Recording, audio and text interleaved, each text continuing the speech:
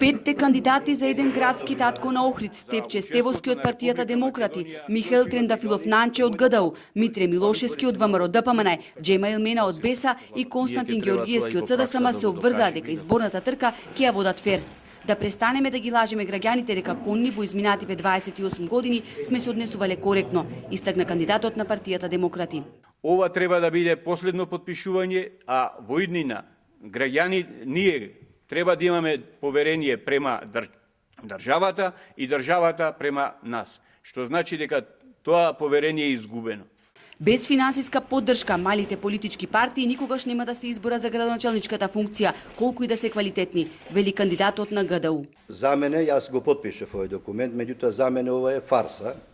Не рачунам дека ќе се фер изборите. Како може да се фер кога за некого дозволуват милиони за да се трошат за избори, на некого му даве цел полојна билборд.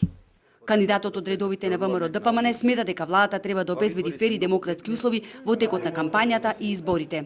Јас лично можам за себе да кажам дека нови избори од мојот уста нема да излезе лош збор, из моите раце нема да поминат пари. Многу честно ќе ја водам кампањата со моите сограѓани. Единствен браник за честни и фер избори се народот. Джема Илмена од БЕСА Кусо изјави дека во изборната трка влегува оптимистички. И јас очекувам после овај потпис што го дававме на 21 април изборите да се фер и демократски. И успех на сите. Одговорноста за фер кампања и избори е на сите учесници во демократскиот процес, истакна кандидатот на СДСМ. Ние ќе треба тоа и во пракса да го докажеме и да го покажеме и да го потврдиме во текот на овие 20 дена кампања и на самиот ден на изборите. Јас се обврзувам и гарантирам дека све ќе сторам овие избори да се фер и демократски.